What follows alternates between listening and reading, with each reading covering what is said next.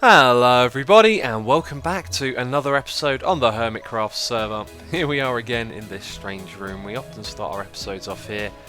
It's a little crazy looking, this place, just tons and tons of chests everywhere, and one day it'll all be gone. I reckon I'll miss the sight of it, but over in this chest here we have some diamonds. Not that one, this one right here. Now I was busy working on something and Keralis was asking for some quartz. Now this thing that I was working on, by the way, it's for a future episode, a project that I have in mind, and some of you might be able to figure out what it is I've been up to just by looking at the screen, but I doubt it. But if you have an idea, leave a comment down below. Be interesting to see if anyone actually figures out what I'm talking about. But I was saying to Keralis, you know, as far away from my base, it explained where the quartz was, and I said that a stack of nether quartz blocks for 3 diamonds, and he came over here and he brought each of these for 3 diamonds, so I need to refund him. I think he brought 3 stacks in total, like stacks of quartz blocks, so 1 2 3 1 2 3 1 2 3, and that was the agreed upon price, so those ones need to be refunded because he's made a mistake. And I was thinking, do you know what, it probably is worth a little bit more than that. I don't know.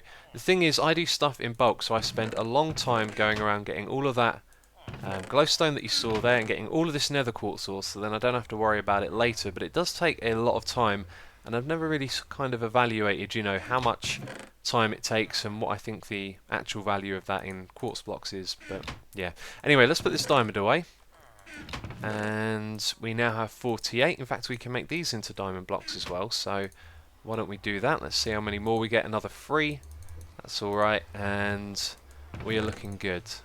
51 diamond blocks, and I'll tell you what, I've got all of this down here as well, but I'm saving that for another project. But we're doing alright, and I've got to go and refund these to Keralis because he paid too much for them. And let's have a look outside, because I haven't been working on the wastelands. I don't think I've done anything since we last had a look at this place, and that's just because I've been busy with other projects, secret projects that I've been working on, all kinds of things like that.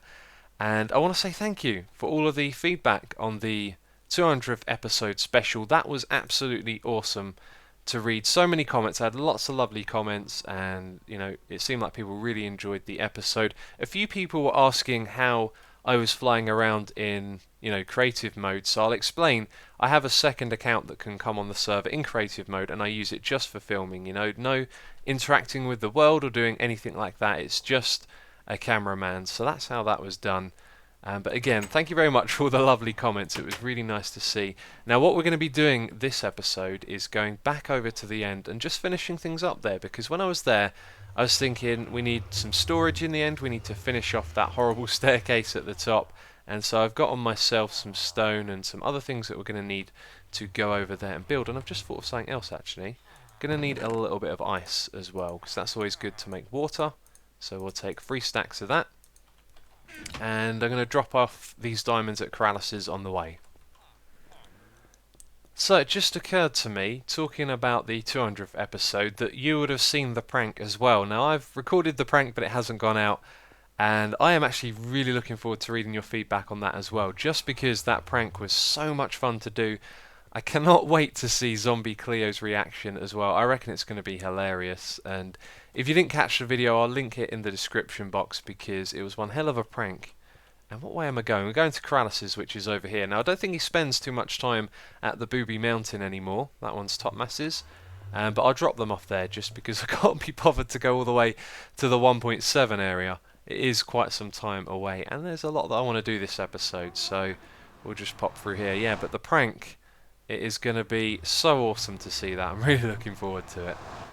And I think he keeps his diamonds somewhere around here. There we go. And he hasn't got any, so be pleased to see though. I'll let him know on Skype that he's got some diamonds. So as of right now, I have actually finished recording this episode. I just had to throw in this clip earlier into the video because there's some important stuff to do with the ABBA Caving that we need to go over. We're going to be progressing to the next round of the tournament. I'm excited for that, and I'm in a good mood right now. And we're going to read our mailboxes, and that's Monkey Farm's mailbox. That's his monkey box. And this is my one over here. So I got a message from Biffa saying he left me something in the mailbox. Now this is an axe that I left at his, and I think this is the thing that he's left us. What does that say? A voucher for free stack at the bakery. A free stack of what? A free stack of anything I like? I'm not quite sure, but that is awesome. We will go and check that out, which is on the way. No, there's something else on the way that I wanted to show you, and that is this little entrance to the area that Xisum made. It looks a lot... Oh, and host has been busy, and so has Topmas. Oh yeah, this is cool. That is very cool. I like that. This is Topmas's house right here. Let's have a little sneaky look inside Unhost's cave and see if he's done much more in here. Oh, and having trouble going through the door. Doesn't look like he has. He's probably just been getting prepared, and there's a little shortcut through to that way. Yeah, that's really nice. I like how that looks. Really kind of jumps out at you. Very cool. But this little thing right here, Xisum made this, and I think it looks awesome. Nice little entranceway, because we had that ugly monster guy standing around here for quite some time. He's also transitioned the path as well, which actually looks really good. Yeah, I like that. That's cool. That transitions it nicely into this area, and I think he's been putting down some flowers as well, which looks pretty cool. Not sure if people have been using this. I need to check on that in a moment. Although there is a sign. Yes, there's a sign on here. That means someone has been using it. Cleo's been using it. That's excellent. Good to see. So, that was the other thing that I wanted to show you, and now we need to head to Biffa's bakery. We've also got Spum's little food thing. Wait a minute, that now has a a voucher for free stack at the bakery. That's brilliant. So you can now get cookies from there. And I'm going to leave that alone. That was a little sample meat stand or something like that. But apparently we can get a free stack. A free stack of what? I do not know. Donation from Xisum. Place donations here. Please read book for free author info. So if you didn't know, I'm absolutely terrible at reading on camera, so I just wanted to kind of proofread this. So thank you for your interest in the special opening offer from Biffa's Bakery.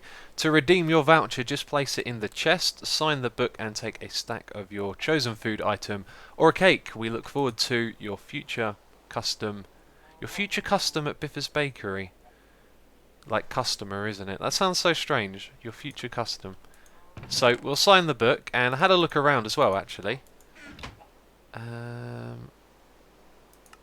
think I'm not sure if this is the page I'm supposed to. Let's just write it here and leave a little smiley face, because smiley faces are cool, and we won't sign it because that would be real bad. Let's put that back in there. I think we're supposed to leave this in here as well, and I'm going to take a stack of pumpkin pie, which is a very generous little offer right there. Now I got a comment from someone saying that apparently pumpkin pie has better saturation than steak, which would be really interesting. It's possible. I think it's to heals less hearts, but apparently it has better saturation. So I'm going to test that out and see. That's a free stack of pumpkin pie right there. I'm pretty pleased with that.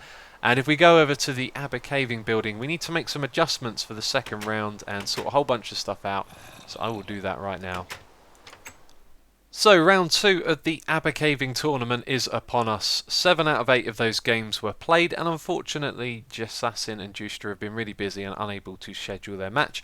So we agreed what we would do is give one of the losers from the previous round a pass to go into the next round, which is a draw we will do at random. Now if you're interested in watching any of the matches from the first round, there will be links in the description box, but that means that the next round is going to be Red Eyes versus Keralis, Slipgator versus Biffa, DMAC versus someone from the draw, and myself versus Hypno. I'm really looking forward to that. It's been a long time since I've recorded with Hypno, and of course he's been here since day one just like me, so I'm looking forward to that.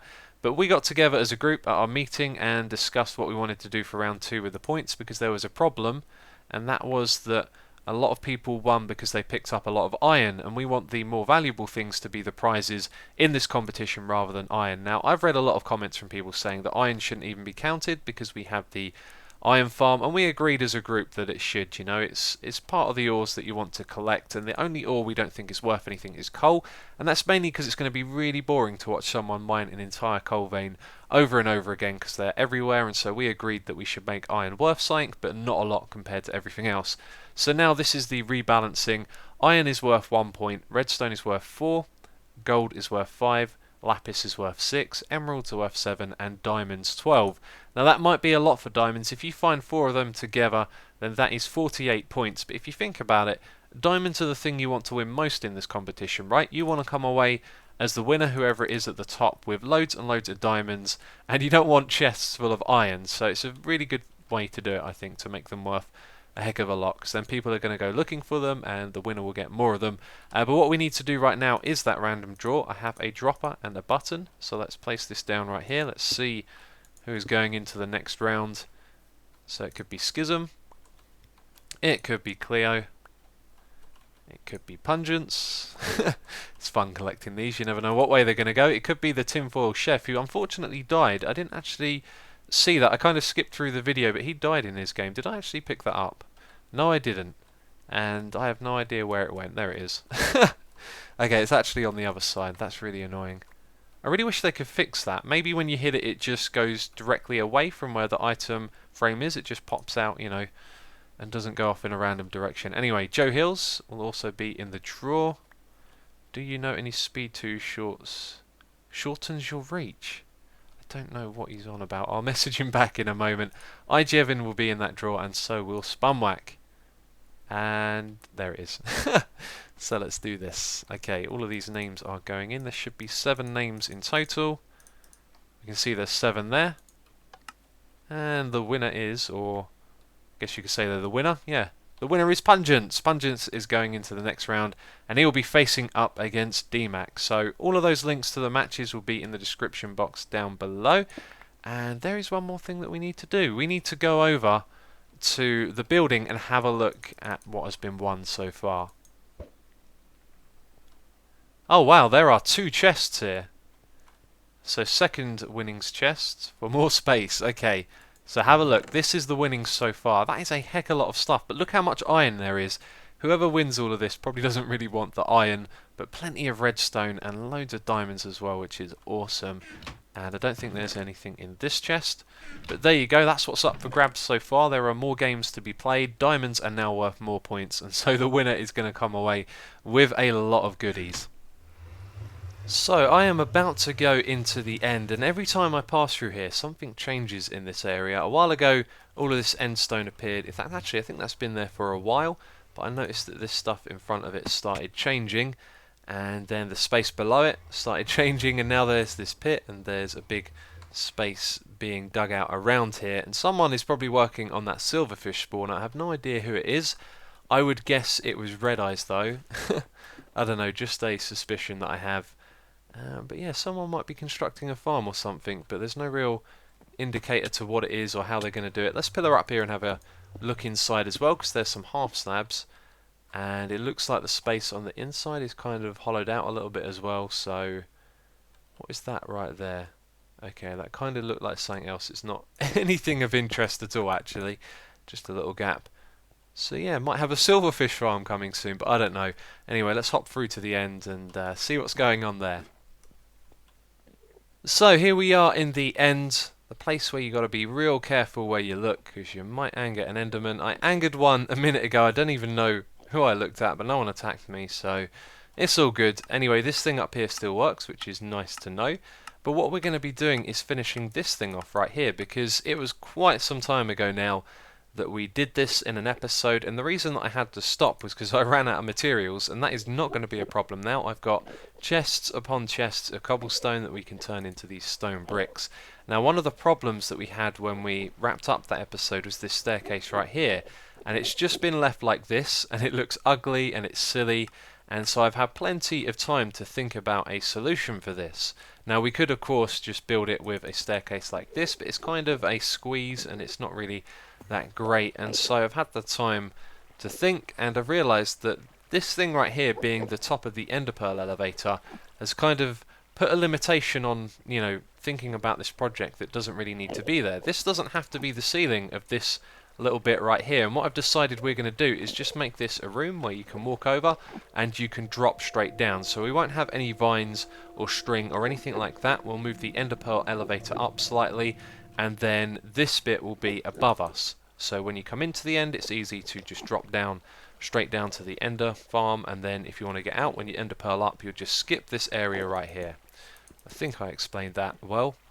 Hopefully I did.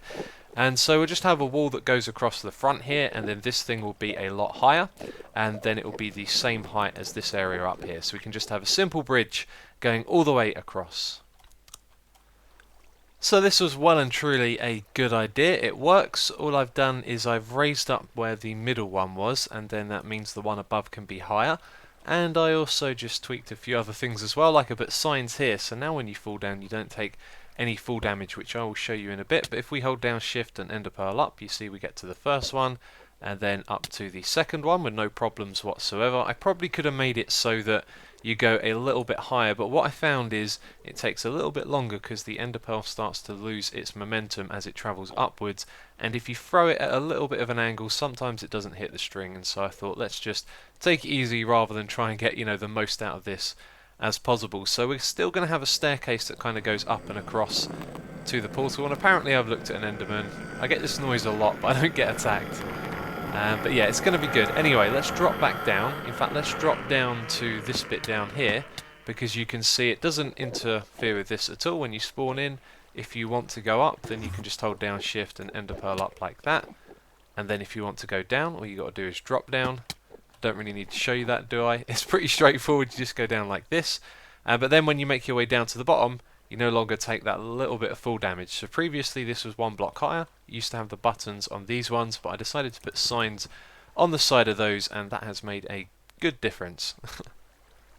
So every now and then I see a comment from someone saying, how come, you know, you don't build on camera? And the reason why is because there's a lot of thought that goes into building. You know, you have to make sure you build with the right materials in the right place, and then sometimes there's nice repetitive building like this, which I don't think is really worth watching on the camera. But today we have the luxury of just building stuff out of stone bricks. You know, we're not going for something that looks particularly great, just something simple that works. And so I've spent some time just checking out where we could build this bridge, and it turns out that if you go up half a slab at a time every 2 blocks, then it comes level with the bedrock over here, which is really nice. So I'm just putting in the last blocks of that, and I thought I would just have a little chat with you. And at the top here I think what we should do is put half slabs on the side like that. Now the walls of this are, wait a minute, oh, this is 5 wide, isn't it? Okay, that's interesting. That's something I hadn't considered. So maybe I want to make this 5 wide as well, and then that means that this thing on top will be slightly bigger than down below, and you'd have an extra bit of space on this side, which I'm not really too bothered about. I think it would be nicer if it goes up and it's 5 wide. However, at the top here what we might want to do is make a bit of a platform around this thing. Not really sure how I'm going to do that. That could look quite nice, I think, having a nice circular building at the top here.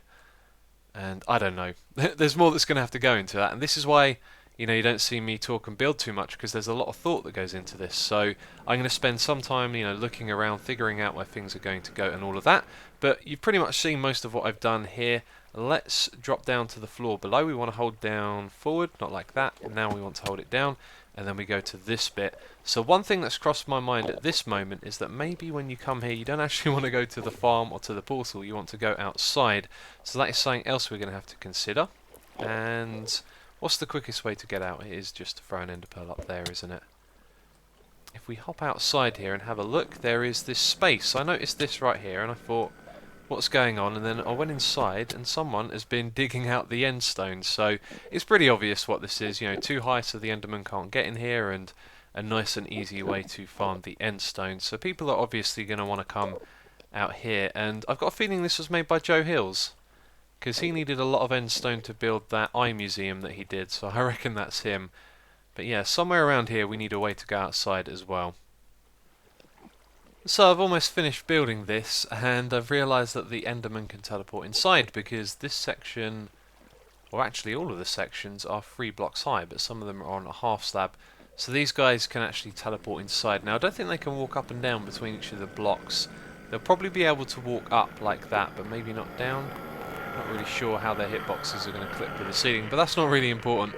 The fix is quite simple actually. It's just to put half slabs in like this. So if we go along now, everything is 2.5 blocks high, except now the glass is kind of off by a bit. I might change that, and also the ceiling is going to be different as well. But I'm not going to get too OCD about it and go and redo the ceiling. It's just much better to do this. It does mean we wasted a little bit of resources, but it'll be easier, and it doesn't look so bad actually, does it, with it being slightly lower, because a low ceiling can sometimes be a bit off-putting, I find. But let's go and have a look at this from the outside. I'll finish doing all of that in a moment. there is a whole bunch of water down here, and what I've been doing as I go along is digging a trench for the water to fall into, like this. So it's all contained, and this looks really strange, I know. But the end isn't exactly a place where you're going to worry about what it looks like too much. I guess if you wanted to do a project here you might, but anyway, this is taking quite some time, and I think I really need to speed along and get more done. So I want to build more of this around the portal right there, and then what I'm probably going to do is just have a little bridge that comes off down here to the island in case you want to go and have a look around and dig some endstone. So after adjusting the roof, I then realised that it still wasn't Enderman proof. It needed to go down another half block, and so I had to rip out the entire ceiling and do it all again, and now it looks pretty ugly, I think, but there's nothing we can really do about this. I mean, this isn't the most prettiest of buildings, is it? But up the top here you can see I've done like the circular area around this. I think it looks really good. It is much better than just having a path that leads up to this thing, and it's got water around it as well, and water all down the sides, and then we've got a little path that leads out here, and then some ladders to get out to the end island. So that is everything for this part of it done. I thought I'd just show you from outside here though, so you can see where the water goes down. I went around and made sure that they had some blocks to fall down into so they don't spread around everywhere, and now it is quite the sight to see actually, all of this falling water, but it is finished and I think it looks alright. That is seriously loud. Let's adjust the volume here. Oh, they make so much noise, don't they? And there we go. And a lot of people telling me in the comments actually to change the mob volume. Which one is it? Hostile creatures. So let's put that back up. And just to put that down, maybe all the way down. Wow, that still makes a weird noise. So there is something else going on here. I reckon it's environment. Nope. Friendly creatures? That's really strange. So they make a sound when they bump into each other. I think that's what we're hearing. That's just the sound of Endermen knocking into each other. If we hit them, it doesn't make any other sound, but it goes under... where was it? Friendly creatures. So that is a bug right there that we have discovered. Let's turn... in fact, actually, I don't really want to change that. I just like turning the volume off when I'm in here. There we go. So right, now we're going to talk about what we're going to be doing here. It should be really obvious what needs doing if you have a little look around. There are tons of chests and all sorts of things just lying around, and it looks pretty ugly. And I think this room looks really nice, by the way. I like the floor very much so. And so I've been looking around at where we could, you know, build a little area for people to put their chests. And over here was the first place that kind of popped into mind, you know, just have a little walkway up the side. But then I thought, well, you want it to be a little bit closer to these Endermen, right? You don't want to walk all the way back here, and now that I think about it, this difference isn't that big. But I'm thinking what we should do is put the entrance right here. There is this free wide bit. In fact, I'm going to remove those blocks because I do believe the water behind it is a little bit further away. As you can see there, we can remove these as well. And so there is a nice opportunity here for a pathway.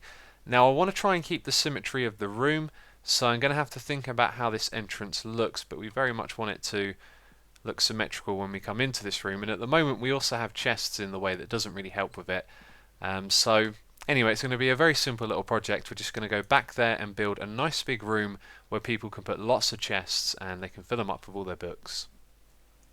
So I just wanted to build this and get it done and not do loads of updates, and it's actually been quite an interesting building process.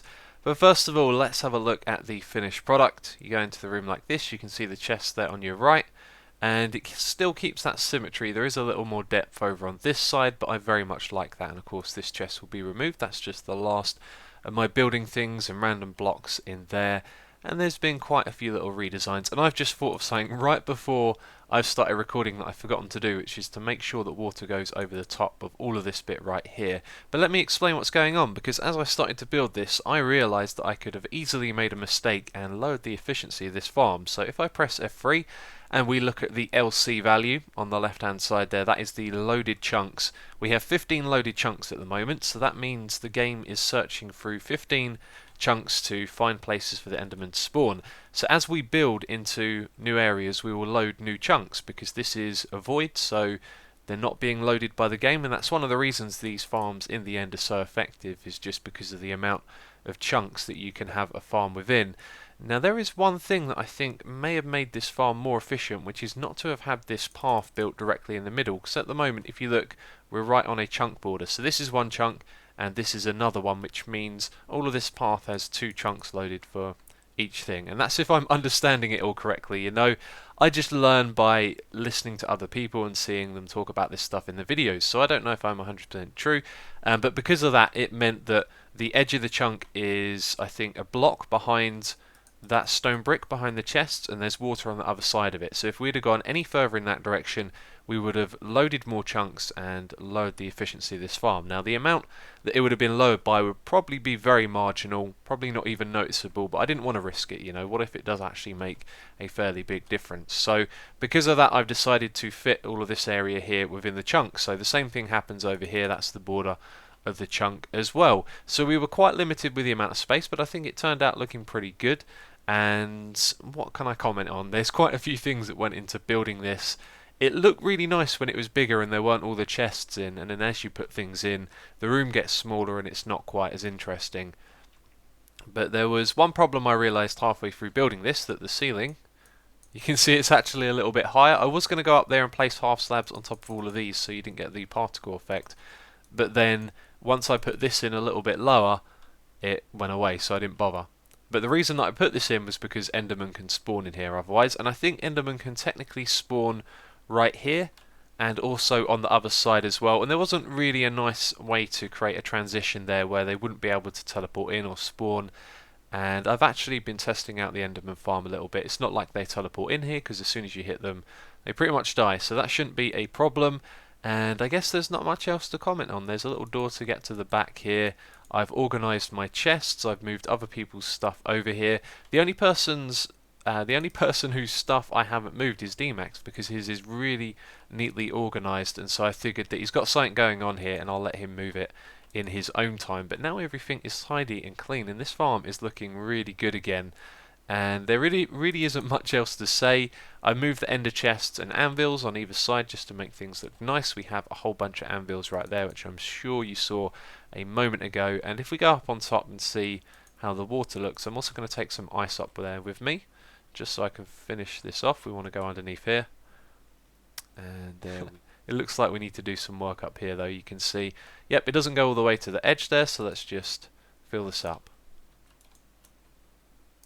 And that should create a chain reaction, and it does, and that is my job done. Right, so our work in the end is pretty much done. I'm really pleased with how that turned out, and I was hoping to come back to this project this episode. I have some answers for your questions, I've got solutions, I've got all kinds of ideas whirling around in my head, but I have kind of run out of time to work on this, which I think is actually a good thing, because with a little more thought I think we can revitalise this project. As I said, I have a solution, and also I have an alternative way to distribute items through the Nether, which is a lot more logical, and I think it's going to turn into a good project. I think we're going to be able to salvage this one and make something decent out of it, which I am excited for. But that might not be in the next episode, because I have yet another community project that I want to start that I'm really excited for, and we're probably going to start that one in the next episode. But I have had a great time recording this episode. I hope you have had fun watching it. If you have, remember to leave a like, it is always appreciated. But that is it for this episode, so as always, thanks for watching, and I'll catch you next time.